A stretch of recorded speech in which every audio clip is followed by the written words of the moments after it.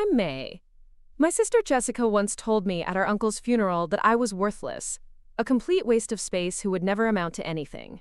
She said this while I was crying over the casket of the only family member who ever believed in me. What she didn't know was that 20 minutes later, the lawyer would read Uncle Charles's will and name me the sole heir to his $200 million empire. The look on her face when she realized the worthless sister she'd spent 30 years tearing down had just become one of the wealthiest women in Oregon was absolutely priceless. Before we jump back in, tell us where you're tuning in from, and if this story touches you, make sure you're subscribed, because tomorrow, I've saved something extra special for you. Growing up in the Henderson family meant understanding your place in the hierarchy, and mine was firmly planted at the bottom.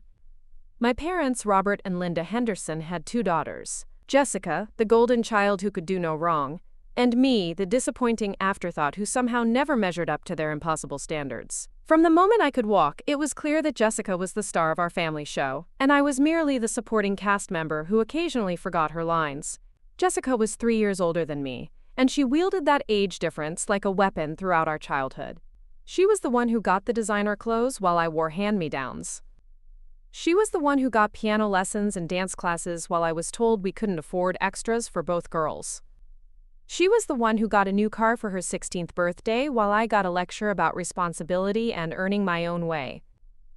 The pattern was so consistent that I stopped questioning it by the time I reached high school. This was just how things were in our family. My parents never bothered to hide their favoritism. At family dinners, they would spend the entire meal discussing Jessica's latest achievements.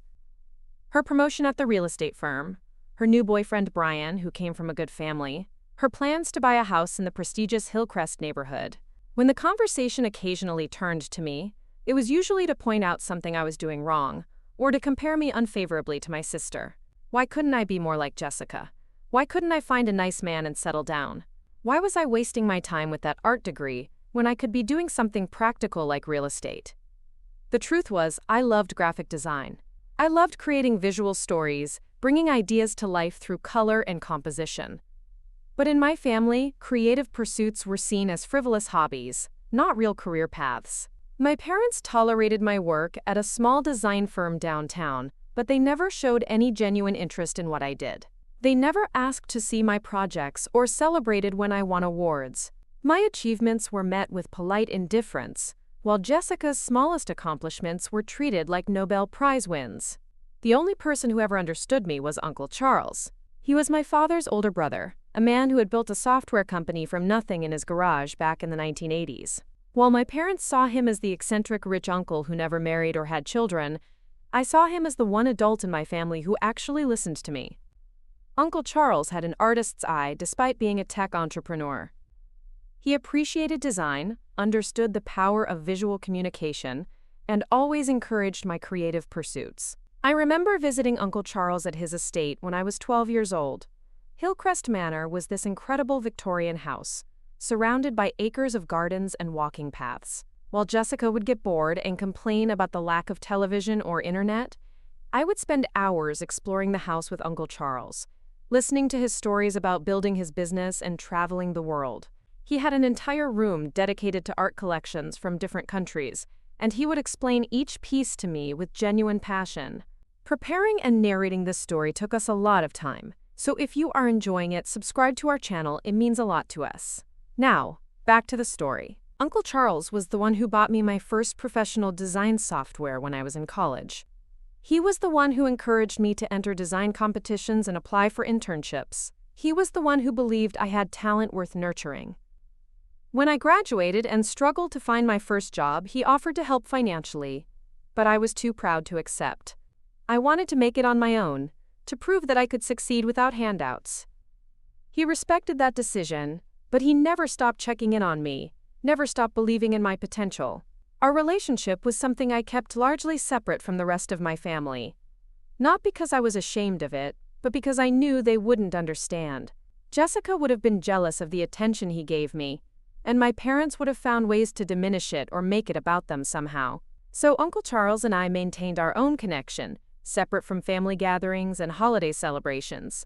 We would meet for coffee once a month, and he would tell me about his latest business ventures while I shared my design projects with him. As I got older, I began to understand that Uncle Charles was more than just the successful businessman my family saw him as. He was genuinely lonely. He had built an empire but had no one to share it with. He had dated over the years but never found the right person to settle down with. He had friends and business associates, but no one who truly knew him beyond his wealth and success. In our conversations, I saw glimpses of the man behind the fortune, someone who valued authenticity and creativity over material possessions. Jessica, meanwhile, continued to excel in all the ways my parents valued.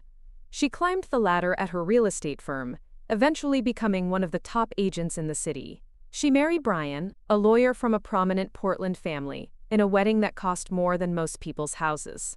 They bought a beautiful home in the West Hills and seemed to have everything anyone could want.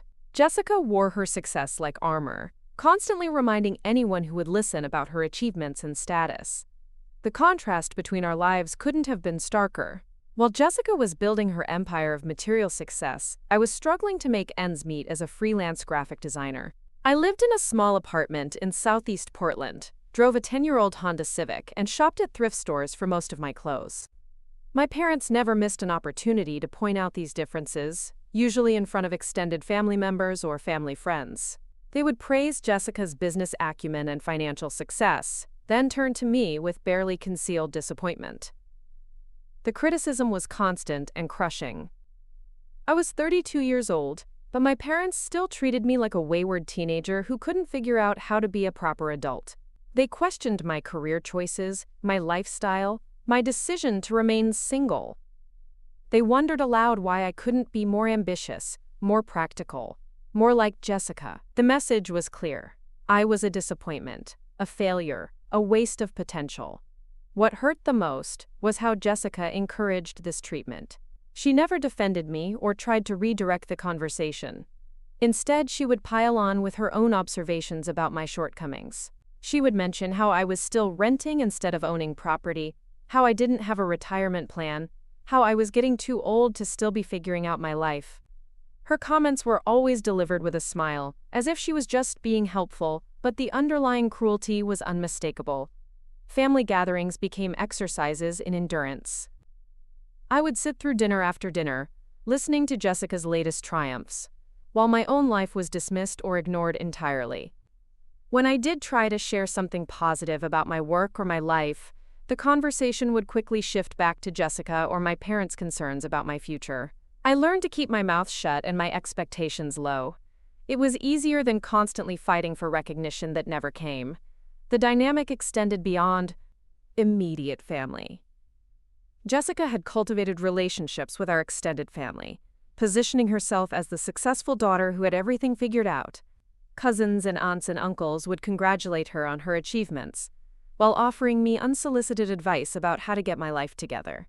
I became the cautionary tale, the example of what happens when you don't follow the conventional path to success. Despite all of this, I maintained my relationship with Uncle Charles. He was the one constant source of support and encouragement in my life. He never made me feel small or inadequate. He never compared me to Jessica or questioned my choices.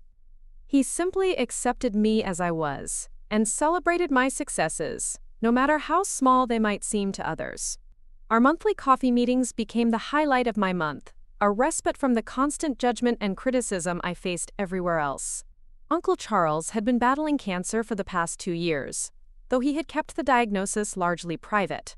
Only a few people knew about his illness, and he had specifically asked that we not make a big deal about it. He continued working, continued traveling, continued living his life as normally as possible. He was determined not to let the disease define his final years, and he mostly succeeded in that goal. When his condition worsened suddenly in the spring, I was one of the first people he called.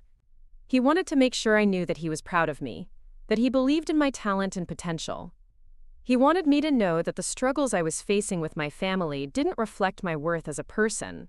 He told me to keep creating, keep pushing forward, keep believing in myself even when no one else did. That conversation meant more to me than any achievement or recognition I had ever received. Uncle Charles passed away on a Tuesday morning in May. The cancer had spread too quickly for the doctors to stop, and he died peacefully at home with his longtime housekeeper, Mrs. Rodriguez, by his side. The call came from his lawyer, Mr. Thompson, who explained that Uncle Charles had specifically requested that I be notified immediately. The news hit me like a physical blow, even though I had known this day was coming. Uncle Charles had been my anchor, my champion, my reminder that I mattered. Without him, I felt more alone than ever. The funeral was scheduled for the following Friday at Riverside Memorial Chapel, one of Portland's most elegant funeral homes. Uncle Charles had pre-planned everything, wanting to spare his family the burden of making arrangements while grieving. The service was to be followed by a reception at the chapel, and then a reading of the will at Mr. Thompson's law office downtown. The will reading was mentioned casually, almost as an afterthought, since everyone assumed Uncle Charles's estate would be divided among his surviving siblings and their children. In the days leading up to the funeral, I found myself dreading the event for reasons beyond my grief. I knew it would be another opportunity for my family to highlight my shortcomings, especially in comparison to Jessica. I knew there would be comments about my appearance, my career, my life choices. I knew I would be expected to play the role of the grateful, lesser daughter who was lucky to be included in such an important family event. Jessica, of course, took charge of the funeral arrangements on behalf of the family. She coordinated with the funeral home, organized the flower arrangements, and managed the guest list. She positioned herself as the family spokesperson, the one who would deliver the eulogy and represent the Henderson family's grief. My parents praised her organizational skills and her ability to handle such a difficult situation with grace and dignity. I offered to help with the arrangements, to contribute to the planning in some way, but my offers were politely declined. Jessica had everything under control, my parents assured me. I should just focus on showing up and being supportive. The message was clear. This was too important to trust to someone like me. I anyway was welcome to attend, but I shouldn't expect to play any significant role in honoring Uncle Charles's memory. The morning of the funeral arrived gray and drizzly, typical Portland weather that seemed to match my mood perfectly. I spent extra time getting ready, knowing that my appearance would be scrutinized and judged. I chose a conservative black dress that I had worn to other formal events, paired with low heels and minimal jewelry. I looked appropriate and respectful, but I knew that wouldn't stop the subtle criticisms about my hair, my makeup, or some other perceived flaw. At the funeral home, I was struck by the number of people who had come to pay their respects. Uncle Charles had been well known in the Portland business community, and representatives from various companies and organizations had come to honor his memory. There were also friends from his travels, colleagues from his early days in the tech industry, and members of the various charitable organizations he had supported over the years. It was a testament to the impact he had made on so many lives. Jessica was in her element, greeting guests and accepting condolences with practiced grace. She had positioned herself near the entrance, making sure she was the first person people saw when they arrived. She spoke eloquently about Uncle Charles's legacy and his importance to the family, painting herself as his devoted niece who had been deeply influenced by his example. My parents stood beside her, nodding approvingly at her poise and dignity. I found myself relegated to the periphery, greeting extended family members and family friends who offered polite condolences before moving on to the more important family members. A few of Uncle Charles's business associates recognized me from our coffee meetings and offered more personal condolences, sharing memories of how Uncle Charles had spoken about me and my work. These interactions were brief but meaningful, reminders of the connection Uncle Charles and I had shared. The service itself was beautiful and fitting. The chapel was filled with flowers, and soft music played as people took their seats. Jessica delivered the eulogy she had written, speaking about Uncle Charles's business achievements and his generosity to the family. She talked about his role as a mentor and father figure, his success in building his company, and his contributions to the community. It was a well-crafted speech that hit all the right notes, even if it felt somewhat generic and impersonal. What was missing from Jessica's eulogy was any real sense of who Uncle Charles was as a person. She talked about his accomplishments, but not his passions. She mentioned his generosity, but not his humor. She spoke of his success, but not his loneliness. It was the kind of eulogy that could have been given for any successful businessman, not specifically for the complex, creative, lonely man I had known and loved. After the service, we gathered at the reception in the chapel's fellowship hall. People shared memories, looked at photo displays, and offered comfort to the family. I found myself having meaningful conversations with some of Uncle Charles's friends and business associates, people who had known him in different contexts than I had. They shared stories about his travels, his art collection, his mentorship of young entrepreneurs. These conversations painted a picture of Uncle Charles as someone who had touched many lives in quiet, personal ways. But even at his funeral reception, I couldn't escape the family dynamics that had defined my entire life. Jessica held court near the memory table, accepting praise for her organization of the service and her moving eulogy. My parents introduced her to Uncle Charles's business associates as the successful daughter, the one who had inherited the family's entrepreneurial spirit. When they mentioned me at all, it was usually to explain that I was the artistic one, the dreamer who hadn't quite figured out how to turn her talents into financial success. The comments stung, especially on a day when I was already grieving the loss of the one person who had truly understood and valued me. I found myself retreating to quieter corners of the room, engaging in smaller conversations with people who had known Uncle Charles personally rather than professionally. These interactions were more comforting, focused on memories and stories rather than achievements and status. As the reception began to wind down, Mr. Thompson approached me discreetly. He was a distinguished older man with silver hair and kind eyes, someone who had obviously known Uncle Charles well. He asked if I could stay after the other guests left, as Uncle Charles had specifically requested that I be present for the reading of the will.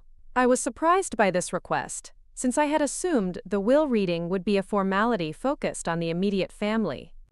Jessica overheard the conversation and inserted herself into it immediately. She questioned why I would need to be present for the will reading, since I wasn't a direct heir or beneficiary. Mr. Thompson explained diplomatically that Uncle Charles had specifically requested my presence, and that all the details would be clear once the will was read. Jessica looked annoyed but didn't push the issue further, probably assuming that Uncle Charles had left me some small token or memento. The transition from the reception to the will reading felt surreal. One moment I was grieving the loss of my uncle, and the next I was sitting in a formal conference room at Mr. Thompson's law office, waiting to learn how Uncle Charles had distributed his considerable wealth. The room was elegant and professional, with mahogany furniture and floor-to-ceiling windows overlooking downtown Portland. My parents sat on one side of the large conference table, with Jessica and her husband Brian beside them. I sat somewhat apart, still feeling like an outsider even in this formal setting. Mr. Thompson began by explaining that Uncle Charles had been very specific about his wishes and had updated his will several times over the past few years. He had been thoughtful and deliberate about his decisions, taking time to consider the impact of his choices on his family and his legacy. The lawyer's tone was serious and professional, but I detected something else underneath, a hint of anticipation or perhaps surprise. As Mr. Thompson opened the will and began to read, I prepared myself for the inevitable. Uncle Charles would probably leave the bulk of his estate to my parents, as the surviving siblings. Jessica and I would likely receive some smaller bequests, maybe enough to pay off debts or make a down payment on a house. I would be grateful for whatever he had chosen to leave me, since even a small amount would make a significant difference in my life. What I wasn't prepared for was what happened next. Mr. Thompson cleared his throat and began reading from the official document. His voice was steady and professional, but I noticed his eyes kept glancing up at our faces as he spoke. The first few items were exactly what I had expected. Uncle Charles left his vintage car collection to his longtime mechanic who had maintained them for 20 years. He left his art collection to the Portland Art Museum with specific instructions for display. He established educational scholarships for underprivileged students pursuing careers in technology and design. My parents nodded approvingly at these charitable gestures, clearly pleased that Uncle Charles had thought of the community and various causes. Jessica sat with her hands folded, maintaining the composed expression she had worn throughout the funeral. Brian checked his phone discreetly, probably thinking this was all routine business that didn't really concern him. I found myself genuinely moved by Uncle Charles's thoughtfulness in remembering the people who had served him and the causes he cared about. Then Mr. Thompson reached a section that made him pause slightly before continuing. Uncle Charles had left specific bequests to his household staff. Mrs. Rodriguez, his housekeeper and companion of 15 years, received a substantial sum that would allow her to retire comfortably. His gardener received, enough money to start his own landscaping business. His part-time chef received funds to attend culinary school. Each bequest came with a personal note of gratitude for their service and friendship. Jessica shifted in her chair, clearly getting impatient with what she probably viewed as Uncle Charles being overly generous with the help. My parents exchanged glances that suggested they thought the amounts were excessive, though they didn't voice their opinions aloud. I felt a warmth in my chest at this evidence of Uncle Charles's character. Even in death, he was taking care of the people who had taken care of him. The lawyer continued with smaller bequests to various friends and colleagues. Uncle Charles had remembered his college roommate, his first business partner, several employees who had been with his company from the early days. Each gift was thoughtful and personal, clearly based on relationships and shared experiences rather than obligation or expectation. I was struck by how many lives Uncle Charles had touched and how carefully he had considered each person's individual circumstances. My father cleared his throat impatiently. We all knew these preliminary bequests, while generous, represented only a small fraction of Uncle Charles's total wealth. The real estate alone was worth tens of millions, not to mention the business interests, investment portfolios, and cash assets. Everyone in the room was waiting to hear about the primary inheritance, the distribution of the main estate. Mr. Thompson seemed to sense the growing tension in the room. He looked up from the document and made direct eye contact with each of us before continuing. There was something in his expression that I couldn't quite read, a combination of professionalism and what might have been sympathy. He explained that Uncle Charles had been very deliberate about his primary bequest, that he had consulted with lawyers and financial advisors to ensure his wishes would be carried out exactly as he intended. The room fell completely silent as Mr. Thompson returned to the document. My heart was beating faster, though I wasn't sure why. I had no expectations of receiving anything significant from Uncle Charles's estate. Our relationship had been meaningful to me, but I assumed he would leave his wealth to his surviving siblings and their children, according to traditional family inheritance patterns. I was grateful to be included in the will reading at all. Jessica sat up straighter in her chair, clearly anticipating that her name would be called soon. She had always been the family favorite, the successful daughter who had made all the right choices. If Uncle Charles was going to leave money to his nieces, surely Jessica would receive the larger portion. She had the business acumen to manage significant wealth responsibly. She had demonstrated her ability to build and maintain financial success. She was the obvious choice for a major inheritance. My parents looked confident and expectant. They had probably already discussed how they would advise Jessica on managing her inheritance, how the money might be invested or used to expand her real estate business. They might have even considered how some of the wealth could benefit the entire family, perhaps through investments or business ventures that would create ongoing income streams. Mr. Thompson's voice cut through my wandering thoughts as he reached the crucial section of the will. He explained that Uncle Charles had given considerable thought to who should inherit his business empire and personal wealth. He had evaluated his potential heirs based on their character, their values, their potential to use the inheritance responsibly and meaningfully.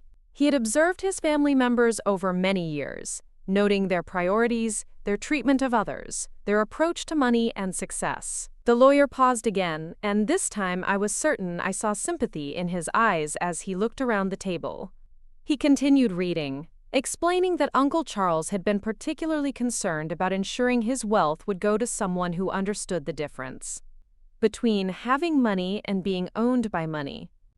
He wanted his inheritance to go to someone who would use it to create positive change, to support others, to build something meaningful rather than simply accumulating more wealth for its own sake. Jessica's confidence was starting to waver slightly. She had probably expected Uncle Charles to simply divide his estate among his siblings and their children in some traditional formula. The emphasis on character and values rather than financial success or family position was unexpected. She glanced at my parents, who looked equally puzzled by the direction the will reading was taking. Mr. Thompson then read a longer passage that Uncle Charles had written himself, explaining his decision-making process. He wrote about watching his family members over the years, observing how they treated each other and how they approached relationships and responsibilities.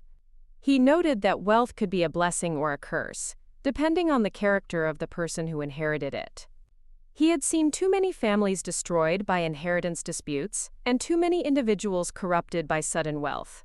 The personal nature of Uncle Charles's words made the room feel smaller and more intimate. This wasn't just a legal document distributing assets, it was a final communication from someone who had thought deeply about his family and his legacy. He wrote about the importance of kindness, creativity, and authenticity. He mentioned his belief that the best inheritance he could leave would be to place his wealth in the hands of someone who would use it to help others, rather than simply accumulating more for themselves. My father shifted uncomfortably in his chair as Uncle Charles's words continued. The will described his observations about how family members had treated each other over the years, particularly how success and failure were defined and celebrated within the family structure. He noted patterns of favoritism and exclusion, of support and undermining, of encouragement and criticism. He had been paying attention to dynamics that others might have thought were private or unimportant. Jessica's composure was beginning to crack slightly. The will was taking much longer than expected, and the focus on character assessment rather than financial qualifications was clearly making her nervous. She had built her identity around her professional success and material achievements. The suggestion that Uncle Charles had been evaluating family members based on different criteria was unsettling. Mr. Thompson reached another section where Uncle Charles wrote specifically about his relationship with each potential heir. He described his interactions with my parents, acknowledging their hard work and dedication, but noting their tendency to define worth primarily through conventional success markers. He wrote about his observations of Jessica, praising her business acumen and drive, while expressing concern about her treatment of others, particularly family members she viewed as less successful. The lawyer's voice remained steady and professional, but the content of Uncle Charles's words was creating a palpable tension in the room. My parents looked increasingly uncomfortable as Uncle Charles described their parenting style and family dynamics with uncomfortable accuracy. Jessica's face was flushing slightly as Uncle Charles detailed his observations about her behavior and attitudes over the years. Then Uncle Charles's words turned to me, and I felt my stomach clench with anxiety. I was terrified that he would enumerate my failures and shortcomings, confirming everything my family had always believed about my inadequacy and lack of direction. I braced myself for a kind but disappointed assessment of my life choices and limited achievements. Instead, Uncle Charles wrote about my creativity, my kindness, my resilience, in the face of constant criticism and dismissal. He described our monthly coffee meetings, how I had shared my work with him and listened to his stories with genuine interest and enthusiasm. He wrote about my quintiechemis, independence, my refusal to accept financial help even when I was struggling, my determination to succeed on my own terms, rather than compromising my values for easier paths to conventional success. The words were so unexpected and so affirming that I felt tears starting to form in my eyes. Uncle Charles had been paying attention to aspects of my character that my own family had never noticed or valued. He saw strength where they saw weakness, integrity where they saw stubbornness, potential where they saw failure. His words painted a picture of someone I barely recognized as myself, someone worthy of respect and admiration. Jessica was staring at me with growing alarm as Uncle Charles's praise continued. She had never heard anyone in our family speak about me with such genuine appreciation and respect. My parents looked shocked that Uncle Charles had maintained such a close relationship with me without their knowledge or involvement. The dynamic in the room was shifting dramatically as Uncle Charles's true feelings about each family member became clear. Mr. Thompson paused before reading the final section of Uncle Charles's personal statement. He looked directly at me as he explained that Uncle Charles had concluded his assessment by stating that only one family member had consistently demonstrated the qualities he valued most. Only one person had shown genuine care for others without expecting anything in return. Only one person had maintained their integrity and authenticity, despite facing constant pressure to conform to others' expectations. The room was completely silent now, the tension so thick it was almost suffocating. Jessica's hands were clenched in her lap, and my parents were staring at Mr. Thompson with expressions of growing dread. Brian looked confused and increasingly uncomfortable, probably wondering why he had to sit through such an intense family drama. Mr. Thompson's voice remained calm and clear as he read Uncle Charles's final decision. He left his entire estate, valued at approximately $200 million, to his niece, May Henderson. The inheritance included his software company, his real estate holdings, his investment portfolios, his personal property, and all other assets not specifically bequeathed to others. Uncle Charles wrote that he was confident May would use the inheritance wisely and compassionately, that she would honor his memory by creating positive change in the world. The silence that followed this announcement was deafening. I felt like the air had been sucked out of the room, like reality had shifted so dramatically that I couldn't process what I had just heard. $200 million. To me. The family disappointment. The unsuccessful artist. The woman who couldn't even afford to buy a house or start a retirement fund. Jessica was the first to react, her carefully maintained composure finally cracking completely. She stood up so abruptly that her chair scraped loudly against the floor. Her face had gone from flushed to pale, and her voice was shaking with rage and disbelief as she demanded that Mr. Thompson read that section again. There had to be some mistake, some misunderstanding. Uncle Charles couldn't possibly have left his entire fortune to me. My parents looked like they had been physically slapped. My father's mouth was hanging open slightly, and my mother's hands were pressed against her chest as if she was having trouble breathing. They kept looking back and forth between me and Mr. Thompson, clearly hoping that someone would explain that this was all some terrible error that would be corrected momentarily. Mr. Thompson calmly reread the relevant section of the will, his voice steady and professional, despite the emotional chaos erupting around him. There was no mistake, no ambiguity, no room for misinterpretation. Uncle Charles had left his entire estate to me, with the exception of the specific bequests he had outlined earlier. The decision was final and legally binding. Jessica's voice rose to almost a shout as she demanded to know how this could have happened. How could Uncle Charles have made such an obviously wrong decision? How could he have overlooked her qualifications, her success, her clear ability to manage significant wealth responsibly? She had been the perfect niece, the family success story, the one who had made all the right choices and achieved everything she was supposed to achieve. My father tried to calm Jessica down while simultaneously questioning the validity of the will. He suggested that Uncle Charles might have been mentally compromised by his illness, that he might not have been competent to make such a significant decision. He wondered aloud whether the will could be challenged in court, whether there were grounds to contest such an obviously misguided bequest. Through all of this chaos and disbelief, I sat frozen in my chair, unable to speak or move, or even fully comprehend what was happening. $200 million. The words kept echoing in my mind, but they felt abstract and impossible, like a foreign language I couldn't translate. This kind of wealth belonged to other people, successful people, people who had earned the right to such abundance. Brian, who had remained silent throughout the will reading, finally spoke up to ask practical questions about the inheritance process and timeline. When would the assets transfer? What immediate steps needed to be taken? Were there any conditions or restrictions on the inheritance? His lawyer's training had kicked in, focusing on procedural details, while the family melted down around him. Mr. Thompson explained that the transfer process would begin immediately, though some assets would take weeks or months to fully transfer due to their complexity. He had been working with Uncle Charles's financial advisors and accountants to ensure a smooth transition. Uncle Charles had been very thorough in his planning, anticipating potential challenges and preparing detailed instructions for managing the inheritance.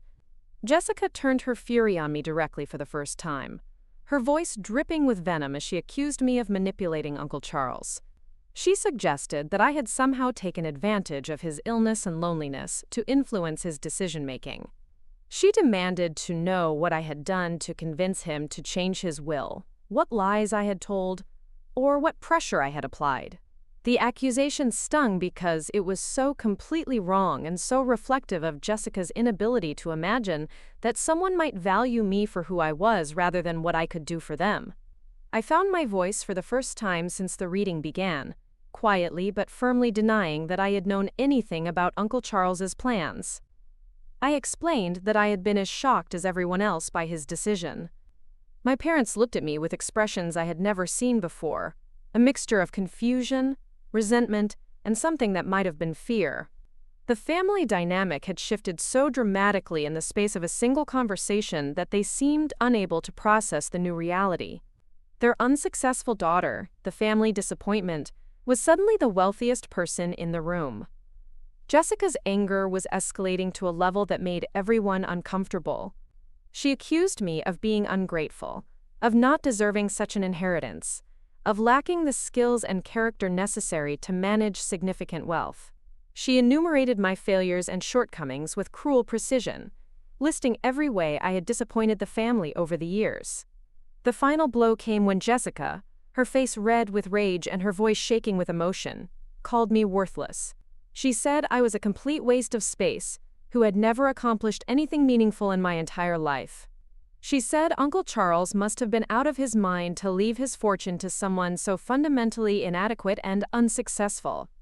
She said I would probably lose everything within a few years because I had no idea how to handle money or make smart decisions. The words hit me like physical blows, even though I had heard variations of them my entire life. But this time was different. This time they were being spoken in front of witnesses, in a professional setting, just minutes after Uncle Charles had posthumously affirmed my worth in the most dramatic way possible. The contrast between Jessica's assessment of my value and Uncle Charles's final judgment was so stark that it highlighted the cruelty and inaccuracy of her words. Mr. Thompson intervened before the situation could escalate further, firmly but politely suggesting that emotions were running high and that everyone needed time to process this unexpected news. He recommended that we all take some time to absorb the information before making any decisions about next steps. He assured my parents that the will was legally valid and had been properly executed, but he understood that such news would naturally be shocking. As the meeting broke up, Jessica stormed out of the conference room without another word, Brian hurrying after her with an apologetic glance back at the rest of us. My parents lingered, clearly wanting to say something but seemingly unable to find the right words. They looked at me like I was a stranger, someone they had never really seen before. I remained in my chair long after everyone else had left, staring at the legal documents that had just transformed my entire existence. Mr. Thompson sat across from me, patient and kind, waiting for me to process what had happened. When I finally looked up at him, I saw understanding and compassion in his eyes. He explained that Uncle Charles had anticipated the family's reaction and had specifically requested that Mr. Jobich Thompson provide me with whatever support I needed during the transition. Uncle Charles had wanted to ensure that I wouldn't have to face this overwhelming situation completely alone. He had arranged for financial advisors, accountants, and other professionals to help me understand and manage my new responsibilities. The weight of Uncle Charles's faith in me was almost as overwhelming as the inheritance itself. He had believed in me so completely that he had trusted me with his entire life's work, everything he had built and accumulated over decades of success. The responsibility was staggering, but it was also profoundly meaningful. He had seen something in me that my own family had never recognized, and he had bet his entire legacy on his assessment of my character. As I finally stood to leave the conference room, I felt like I was walking into a completely different life than the one I had woken up to that morning. Everything had changed in the space of a single conversation. I was no longer the family disappointment, the unsuccessful daughter who couldn't measure up to everyone's expectations. I was the heir to a fortune, the inheritor of a business empire, the person Uncle Charles had chosen to carry on his legacy. The transformation was so complete and so sudden that I couldn't fully grasp its implications. But one thing was crystal clear. Jessica's words about my worthlessness had been spoken just moments before Uncle Charles's final judgment proved her spectacularly wrong. The irony was perfect and devastating, a vindication I had never dared to hope for, and a responsibility I had never imagined I would bear. The days following the will reading passed in a haze of disbelief and overwhelming logistics.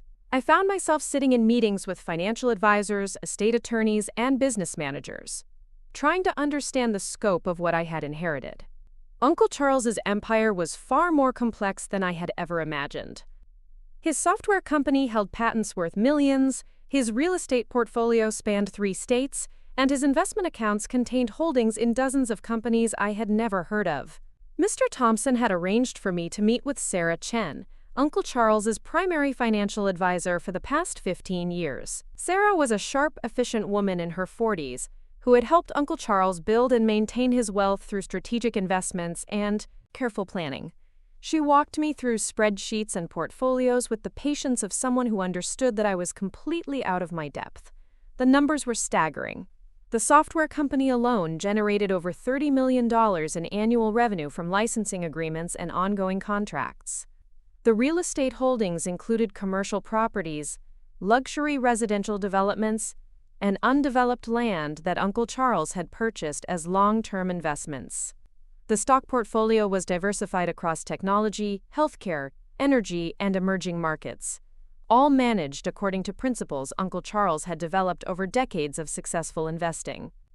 Sarah explained that Uncle Charles had been extraordinarily disciplined about his wealth management. He had lived comfortably but not extravagantly, reinvesting the majority of his income and profits back into his businesses and investment accounts. He had been particularly interested in sustainable and socially responsible investments, choosing companies that aligned with his values rather than simply pursuing maximum returns. What struck me most during these meetings was how thoughtfully Uncle Charles had approached his wealth. This wasn't money that had been accumulated through luck or inheritance. It was the result of careful planning, smart decisions, and consistent execution over many years. He had built something substantial and meaningful, and now he was trusting me to continue that legacy. The practical aspects of the inheritance were overwhelming enough, but the emotional impact was even more complex.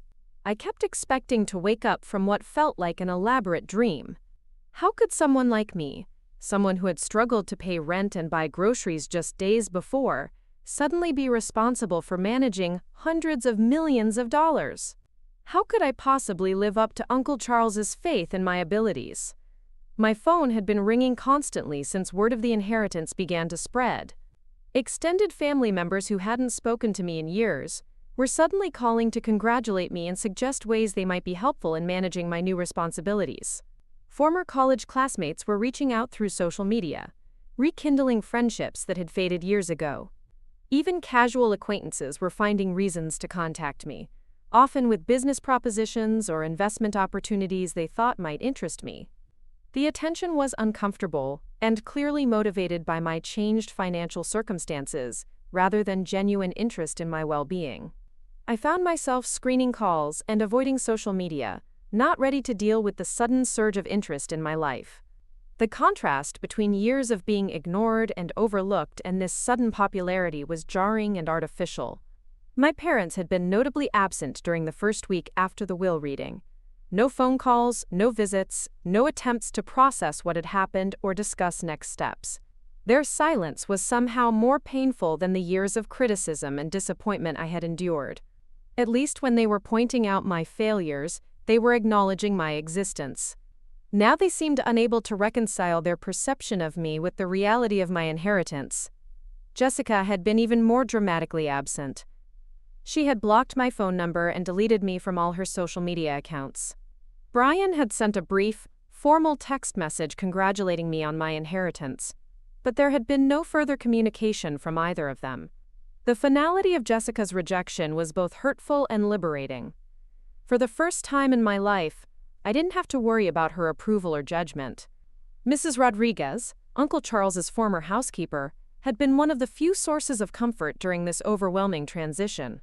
She had called to check on me several times, sharing memories of Uncle Charles and offering practical advice about managing his affairs. She told me stories about how Uncle Charles had spoken about me during the final months of his life, how proud he had been of my independence and creativity. According to Mrs. Rodriguez, Uncle Charles had been planning this inheritance for years. He had watched his family dynamics carefully, taking note of how different members treated each other and approached success and failure. He had been particularly disturbed by the way I was consistently dismissed and undervalued, despite what he saw as clear evidence of my character and potential. Mrs. Rodriguez also revealed that Uncle Charles had established a detailed transition plan to help me adjust to my new circumstances. He had arranged for ongoing support from his professional team, created guidelines for managing the various business interests, and even left personal notes with advice about specific decisions I might need to make. He had thought of everything, trying to set me up for success despite knowing I would be starting from scratch. The most overwhelming aspect of the inheritance wasn't the money itself, but the responsibility that came with it. Uncle Charles's businesses employed hundreds of people whose livelihoods depended on smart management and strategic decision-making. His investment portfolio affected retirement accounts and pension funds that relied on consistent returns. His real estate developments provided housing for families and commercial space for other businesses. I spent hours reading through Uncle Charles's personal files, trying to understand his approach to business and investment decisions. He had kept detailed notes about his reasoning for various choices, his assessment of risks and opportunities, and his long-term strategic thinking. His handwriting was precise and thoughtful, revealing a mind that considered multiple angles before making important decisions. What impressed me most was Uncle Charles's commitment to ethical business practices. He had turned down profitable opportunities that he felt were harmful to communities or the environment. He had insisted on fair labor practices and competitive wages for all his employees. He had chosen business partners based on their integrity and values, not just their potential for generating profits. This ethical framework became a guiding principle as I began to understand my new role. I wasn't just inheriting money, I was inheriting a responsibility to continue Uncle Charles's approach to business and investment. I needed to learn not just how to manage wealth, but how to use it in ways that aligned with the values he had demonstrated throughout his life. The learning curve was steep and intimidating. I spent my days reading financial reports, attending meetings with business managers, and trying to understand industries I had never encountered before. The software company was particularly challenging, since I had no background in technology beyond my graphic design training. The executives and department heads were patient in explaining their operations, but I could sense their uncertainty about my ability to provide effective leadership. My background in graphic design turned out to be more relevant than I had expected. Uncle Charles's software company specialized in user interface design and digital communication tools, areas where my visual training and understanding of user experience were actually valuable. I found myself asking questions that the technical team hadn't considered, approaching problems from a design perspective that complemented their engineering expertise. Slowly, I began to see connections between my creative background and the business challenges I was now facing. Design wasn't just about making things look appealing. It was about solving problems, communicating effectively, and understanding user needs. These skills translated surprisingly well to strategic business thinking and investment analysis. The real estate portfolio was easier to understand, partly because Jessica's career had given me some exposure to property values and market trends. Uncle Charles had been particularly interested in sustainable development and affordable housing projects, using his real estate investments to create positive community impact while generating reasonable returns. This approach resonated with my own values and gave me confidence about maintaining his investment strategy.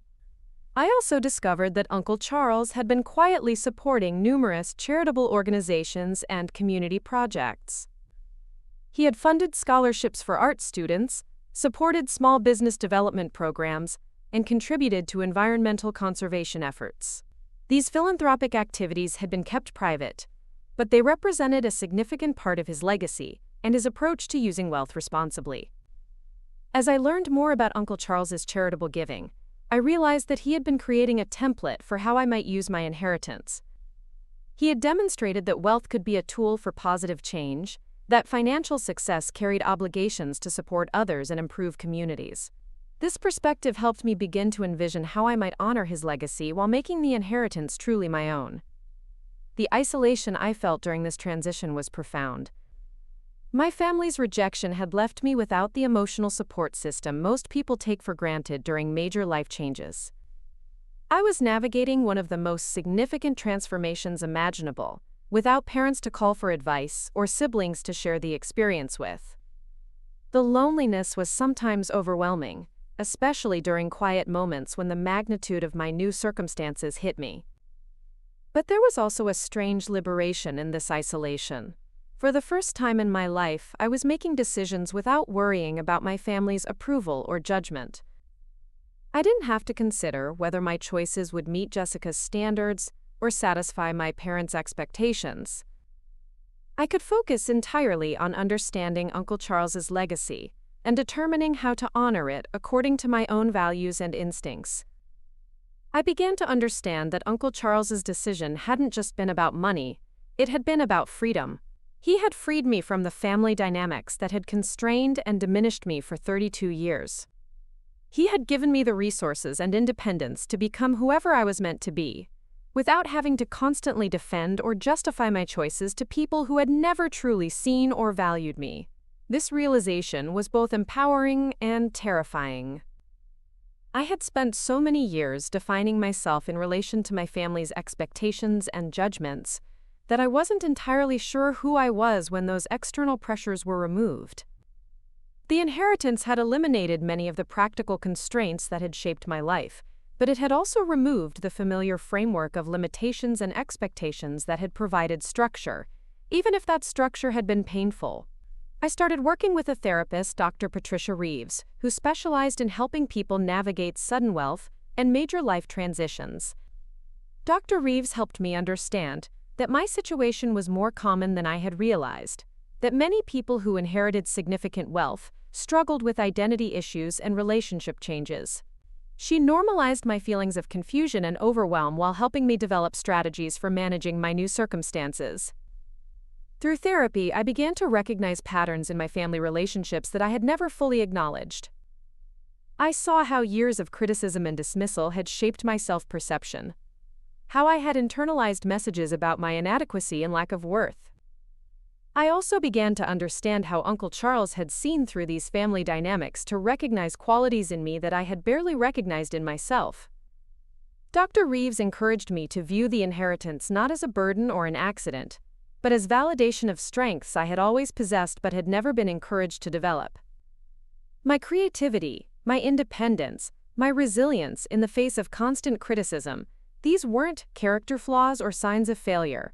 They were exactly the qualities Uncle Charles had valued and wanted to support through his bequest. This shift in perspective was gradual, but transformative. Instead of feeling guilty about receiving an inheritance I didn't deserve, I began to see it as an opportunity to prove Uncle Charles's faith in me was justified. Instead of being overwhelmed by responsibilities I wasn't qualified to handle, I started viewing them as challenges I could learn to meet with the right support and preparation. The business meetings became less intimidating as I grew more confident in asking questions and expressing my thoughts. I stopped apologizing for my lack of experience and started acknowledging it as a different perspective that might be valuable. I began to see that my outsider status could be an asset, allowing me to approach problems without the assumptions and blind spots that sometimes limited more experienced industry veterans. I also started to understand that Uncle Charles hadn't expected me to become a business expert overnight. He had left me a team of experienced professionals and advisors precisely because he knew I would need guidance and support. My job wasn't to become an instant expert in software development or real estate investment. It was to learn enough to make informed decisions and to maintain the ethical standards and strategic vision that had guided his success. As I grew more comfortable with my new role, I began to make small changes that reflected my own priorities and values. I increased funding for the scholarship programs Uncle Charles had established, particularly those supporting students in creative fields. I approved a proposal to convert one of his real estate developments into affordable artist studios and live workspaces. I initiated a review of the software company's products to ensure they met the highest standards for accessibility and user privacy. These decisions felt good in a way that surprised me. I had expected the weight of responsibility to be crushing, but instead I found myself energized by the opportunity to use resources for positive change.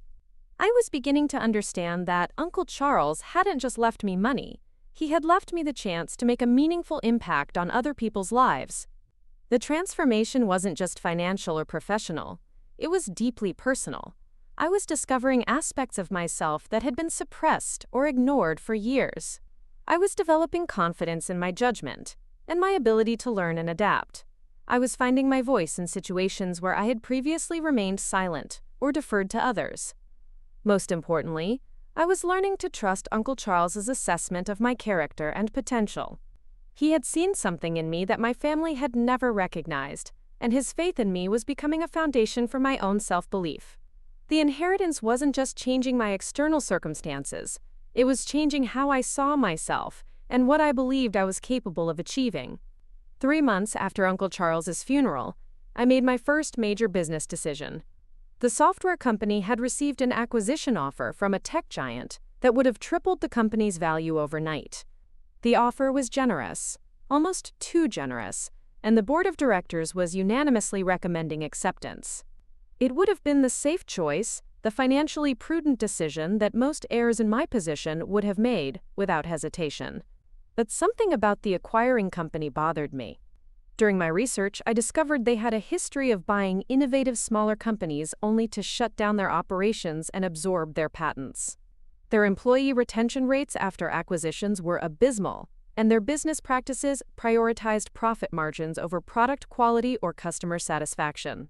Accepting their offer would have made me incredibly wealthy in the short term, but it would have destroyed everything Uncle Charles had built. I called an emergency board meeting and announced my decision to reject the acquisition offer. The silence in the conference room was deafening. These were experienced business executives who had been managing successful companies for decades, and here I was, a graphic designer with 3 months of business experience, turning down what they considered a golden opportunity. The oldest board member, Richard Blackwood, who had been with Uncle Charles since the company's early days, finally spoke up. He respectfully questioned my reasoning, pointing out that the offer represented immediate financial security and eliminated the risks associated with continuing to operate in a competitive market. The other board members nodded in agreement, clearly convinced that I was making an emotional decision rather than a rational business choice. I had prepared for this moment, anticipating their concerns and objections. I explained my research into the acquiring company's history and business practices. I outlined my vision for growing the software company organically, while maintaining Uncle Charles's commitment to innovation and ethical business practices. I presented financial projections showing how we could achieve similar returns over time without sacrificing our values or our employees' job security. The discussion that followed was intense and sometimes heated. Several board members expressed serious concerns about my inexperience and my ability to guide the company through challenging market conditions. They worried that my idealistic approach would leave us vulnerable to competitors who were willing to make tougher choices. They questioned whether I understood the fiduciary responsibilities that came with managing other people's investments and livelihoods. But as the meeting progressed, something shifted in the room's dynamic. My passion for preserving Uncle Charles's legacy became evident, and my preparation demonstrated that my decision wasn't impulsive or naive. I had spent weeks analyzing the company's strengths and weaknesses, studying market trends, and consulting with industry experts. My rejection of the acquisition offer wasn't based on sentiment. It was based on a strategic vision for long-term growth and sustainability. Richard Blackwood was the first to come around to my perspective. He admitted that he had been focused solely on the financial aspects of the offer without considering the cultural and ethical implications. He shared stories about Uncle Charles's approach to business decisions, how he had always prioritized long-term value creation over short-term profits. By the end of the meeting, the entire board had agreed to support my decision to reject the acquisition and pursue independent growth instead. Word of my decision spread quickly through Portland's business community. Some observers praised my commitment to preserving Uncle Charles's vision and maintaining the company's independence. Others criticized my inexperience and suggested that I was squandering a once-in-a-lifetime opportunity. The local business newspaper ran a feature article about my unconventional approach to wealth management, portraying me as either a visionary or a fool, depending on the reader's perspective. The attention was uncomfortable, but also validating. For the first time in my life, people were taking my decisions seriously and treating me as someone whose opinions mattered. The criticism stung, but it was professional criticism based on my business choices rather than personal attacks on my character or worth. I was being judged on my merits as a business leader, not dismissed as a family disappointment. My newfound confidence in the business world gave me the courage to address the unresolved situation with my family. 4 months had passed since the will reading, and my parents still hadn't made any attempt to contact me. Jessica continued to ignore my existence completely, and even our extended family members were treating me with a mixture of deference and suspicion that felt artificial and uncomfortable. I decided to take the initiative and reached out to my parents directly. I called my mother and asked if we could meet for coffee to discuss our relationship and the changes that had occurred since Uncle Charles's death. Her response was cautious and stilted, as if she was speaking to a stranger rather than her daughter. She agreed to meet, but her tone suggested she was doing so out of obligation, rather than genuine interest in reconciliation. The coffee meeting took place at a neutral location, an upscale cafe downtown that neither of us had been to before. My mother arrived precisely on time, dressed more formally than usual and carrying herself with the careful posture of someone attending a business meeting. The awkwardness was immediate and painful, a stark contrast to the easy familiarity we had shared despite our troubled relationship. She began by congratulating me on my inheritance and expressing hope that I was adjusting well to my new circumstances. Her words were polite and appropriate, but they felt hollow and rehearsed. There was no warmth, no curiosity about my experiences, no acknowledgement of the emotional impact of Uncle Charles's death or the dramatic changes in my life. She was treating me like a distant acquaintance rather than her daughter. I tried to bridge the gap by sharing some of my experiences over the past few months, describing the challenges of learning to manage Uncle Charles's businesses and the satisfaction I was finding in continuing his philanthropic work. My mother listened politely but didn't ask follow-up questions or show genuine interest in my stories. It became clear that she was uncomfortable with my new status and didn't know how to relate to me as someone with significant wealth and influence. The conversation took a more honest turn when I directly addressed the elephant in the room. I asked my mother why she and my father had cut off contact with me after the will reading.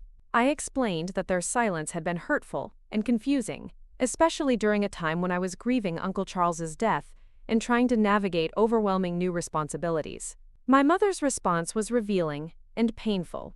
She admitted that she and my father had been struggling to understand Uncle Charles's decision to leave everything to me. They had always assumed that Jessica would be the primary heir, given her business success and financial acumen. They were hurt and confused by Uncle Charles's assessment of their parenting and family dynamics, feeling that he had unfairly criticized their approach to raising their daughters. She also confessed that they were intimidated by my new wealth and status. They didn't know how to interact with me as someone who now had more money and influence than they would ever possess. They worried that anything they said might be perceived as motivated by financial self-interest. They felt like they had lost their daughter and gained a wealthy stranger they didn't know how to communicate with. This honesty was both enlightening and heartbreaking. I could understand their confusion and discomfort, but I was also hurt by their inability to see past my financial circumstances to the person I had always been. I explained that inheriting money hadn't changed my fundamental character or my desire to have a relationship with my family. I was still their daughter, still the same person who had grown up in their house and shared 32 years of family history with them. But even as I said these words, I realized they weren't entirely true. The inheritance had changed me in profound ways. I had developed confidence and self-assurance that I had never possessed before. I was making decisions and taking risks that the old May would never have considered. I was standing up for myself and expressing my opinions without constantly worrying about others' approval. In many ways, I had become a different person than the one my parents had known. The conversation with my mother ended without resolution. We agreed to stay in touch and to work on rebuilding our relationship, but the underlying tensions remained unaddressed. She left the cafe looking as uncomfortable as when she had arrived, and I was left feeling frustrated by our inability to connect authentically. The inheritance had given me financial freedom, but it had also created barriers in relationships that I wasn't sure how to overcome. My attempts to reconnect with Jessica were even less successful. She refused to meet with me in person and wouldn't take my phone calls. When I finally reached her through Brian, her message was clear and brutal. She felt that I had somehow manipulated Uncle Charles and stolen an inheritance that rightfully belonged to her. She accused me of being a fraud and a pretender who was playing a role I wasn't qualified for. She predicted that I would lose everything within a few years, and that the family would eventually see me for what I really was. Jessica's continued hostility was painful, but also liberating. Her inability to accept Uncle Charles's decision or acknowledge any positive changes in my life made it clear that our relationship had been fundamentally toxic for years. I had spent decades trying to earn her approval and respect, but now I could see that her assessment of my worth had never been based on objective evaluation of my character or capabilities. She had needed me to be a failure to maintain her own sense of superiority, and my success threatened the foundation of her identity. This realization helped me understand that the family dynamics I had grown up with were more destructive than I had ever acknowledged. My parents and Jessica had created a system where my worth was defined by my failures and limitations, rather than my strengths and potential. Uncle Charles had been the only family member who had seen past this distorted framework to recognize my actual value as a person. Armed with this understanding, I began to make more dramatic changes in my approach to the businesses and investments I had inherited. I restructured the software company's management to give more autonomy to department heads and create clearer paths for employee advancement. I increased the company's investment in research and development, focusing on products that would have positive social impact, rather than just generating maximum revenue. In the real estate portfolio, I shifted towards sustainable development projects and affordable housing initiatives. I worked with urban planners and community organizations to identify ways our properties could address housing shortages while generating reasonable returns. These projects took longer to develop and required more complex planning than traditional real estate investments, but they aligned with my values and created lasting benefits for local communities. The philanthropic aspects of Uncle Charles's legacy became increasingly important to me. I expanded the scholarship programs he had established and created new grants for small businesses owned by women and minorities. I funded arts education programs in public schools and supported community centers in underserved neighborhoods. These charitable activities weren't just about giving money away, they were about using wealth strategically to create opportunities for others. Each of these decisions reinforced my growing confidence in my ability to honor Uncle Charles's legacy while making it my own. I was learning to trust my instincts and to value my perspective as someone who had experienced struggle and exclusion. My background as an outsider was becoming an asset rather than a limitation, allowing me to see opportunities and solutions that more traditional business leaders might overlook. The transformation was accelerating rather than slowing down. 6 months after the inheritance, I was a completely different person than the insecure, marginalized daughter who had sat in that funeral home, grieving Uncle Charles's death. I had found my voice, developed my confidence, and learned to see myself as someone capable of making a meaningful impact on the world. The business community was beginning to take notice of my unconventional approach and the positive results it was generating. The software company's revenue was growing steadily, employee satisfaction was at an all-time high, and our products were receiving industry recognition for innovation and social responsibility. The real estate projects were attracting attention from urban planning experts and community development organizations. My philanthropic work was creating measurable improvements in educational opportunities and small business success rates. More importantly, I was discovering that success felt different when it was built on authentic values rather than external validation. I wasn't trying to prove anything to my family or seeking their approval for my choices. I was pursuing goals that felt meaningful and using resources in ways that created positive change. The satisfaction I derived from this work was deeper and more sustainable than anything I had experienced during my years of trying to fit into other people's expectations. The isolation from my family was still painful, but it was no longer devastating. I had built new relationships with business colleagues, community leaders, and philanthropic partners who valued my ideas and treated me with respect. I had found mentors and advisors who supported my growth without trying to control or diminish me. I was creating a chosen family of people who appreciated my authentic self, rather than demanding that I conform to their preconceptions. As I prepared for the first anniversary of Uncle Charles's death, I reflected on how dramatically my life had changed. The inheritance had been more than a transfer of wealth. It had been a catalyst for personal transformation that had revealed strengths and capabilities I had never known I possessed. Uncle Charles's final gift hadn't just been money. It had been the opportunity to discover who I really was when freed from the constraints of other people's limitations and expectations. 1 year after Uncle Charles's funeral, I stood in the boardroom of Henderson Tech Solutions, looking out at the Portland skyline through floor-to-ceiling windows.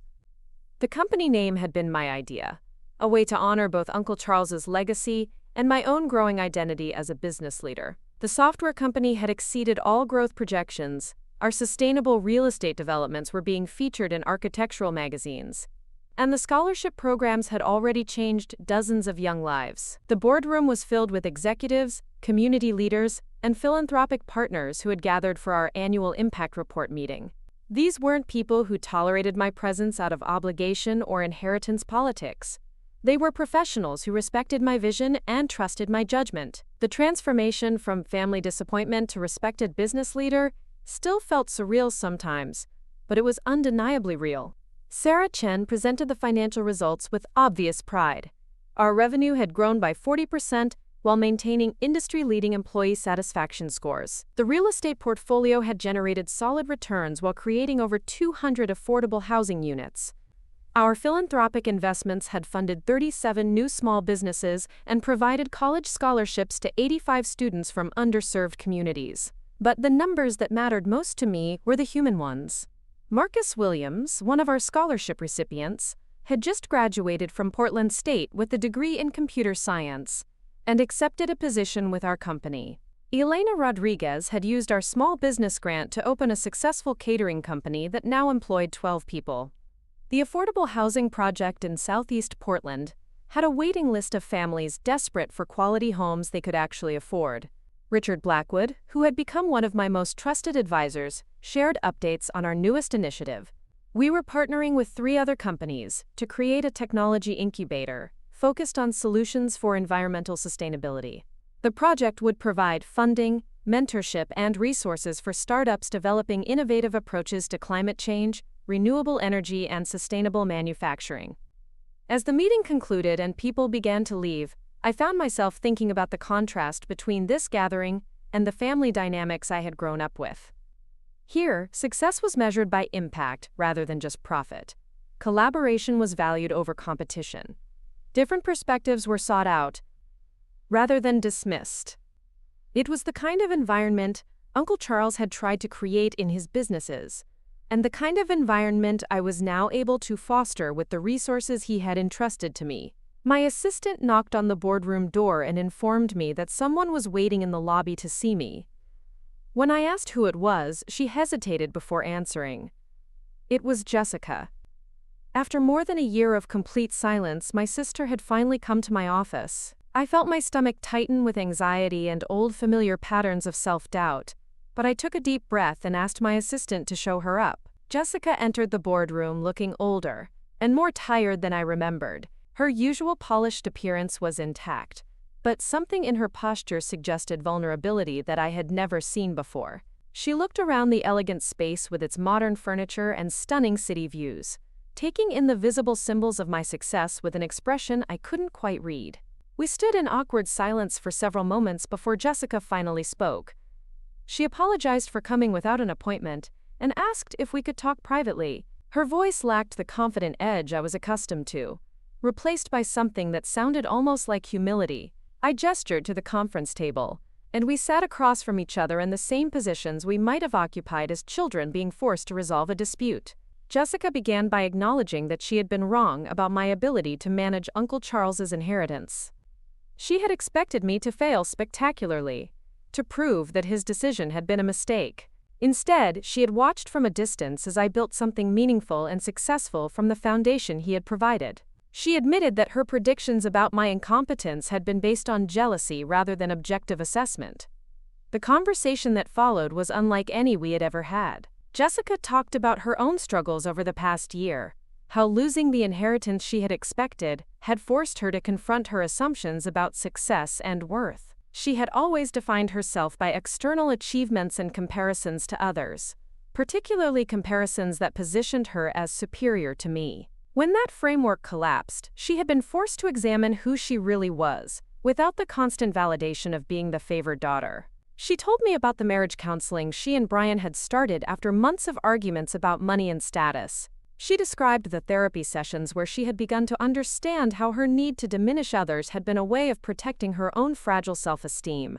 She talked about the loneliness of maintaining a perfect facade that prevented authentic connections with other people. Most surprisingly, Jessica expressed genuine admiration for what I had accomplished. She had been following news coverage of Henderson Tech Solutions and the community impact initiatives I had launched. She said she was impressed by my commitment to using wealth for positive change rather than just personal luxury. She admitted that she probably would have taken the acquisition offer I had rejected, focusing on immediate financial gain rather than long-term vision. I listened to Jessica's words with a mixture of emotions. Part of me felt vindicated by her acknowledgement of my success, and her admission that she had been wrong about my capabilities. Part of me was moved by her vulnerability and her obvious struggle to rebuild her identity and relationships. But part of me also felt cautious about trusting this apparent transformation after decades of cruel treatment. When Jessica finished speaking, I took time to consider my response carefully. I thanked her for coming and for being honest about her mistakes and misjudgments. I acknowledged that her apology meant something to me, even though it couldn't erase the years of pain and dismissal I had endured. I told her that I was glad she was working on personal growth, and that I hoped she would find the authentic happiness that had always seemed to elude her. But I also set clear boundaries. I explained that while I was open to rebuilding our relationship, it would have to be based on mutual respect, rather than the old dynamic where she positioned herself as superior and I accepted a subordinate role. I told her that I had learned to value myself and wouldn't return to relationships that required me to diminish my accomplishments or apologize for my success. Jessica nodded, apparently understanding that any future relationship between us would need to be fundamentally different from our past interactions. She asked if we could start slowly, perhaps meeting occasionally to see if we could develop a healthier dynamic. I agreed, but made it clear that I would prioritize my own well-being and wouldn't sacrifice my peace of mind to maintain family connections that weren't genuinely supportive. After Jessica left, I sat alone in the boardroom processing our conversation.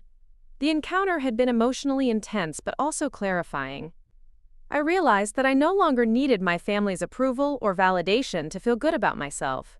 Their opinions still mattered to me on some level, but they no longer defined my sense of worth or shaped my decisions about how to live my life.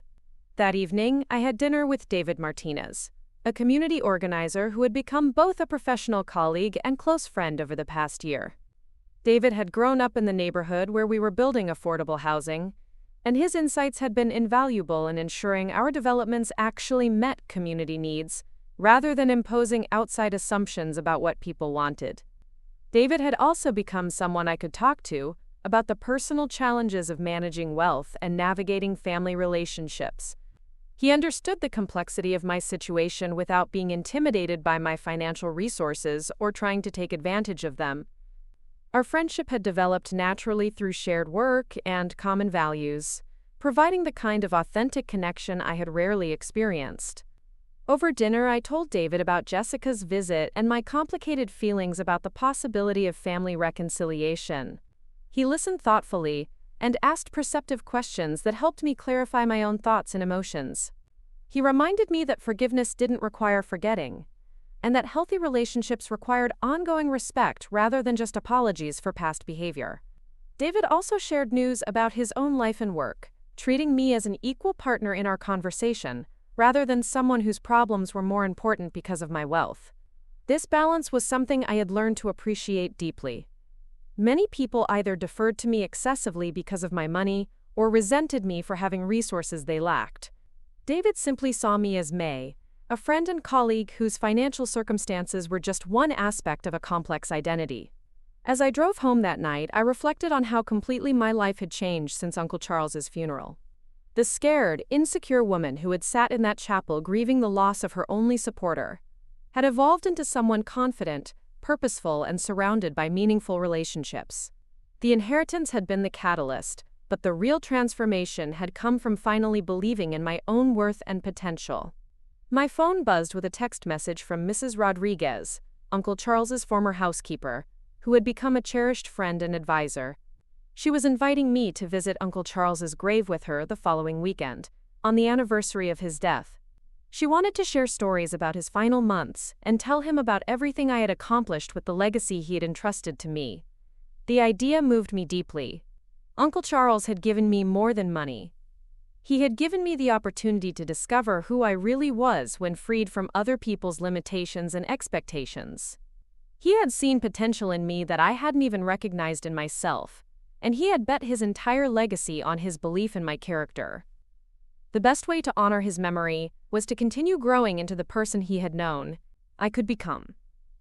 Standing in my apartment that night, looking out at the city lights of Portland, I felt a profound sense of gratitude and possibility.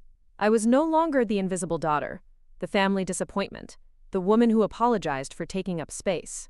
I was May Henderson, successful business leader, community advocate, and philanthropist.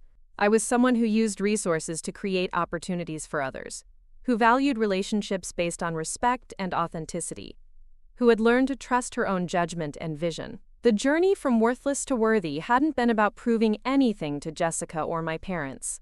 It had been about discovering that Uncle Charles had been right all along. I had always possessed the qualities he valued.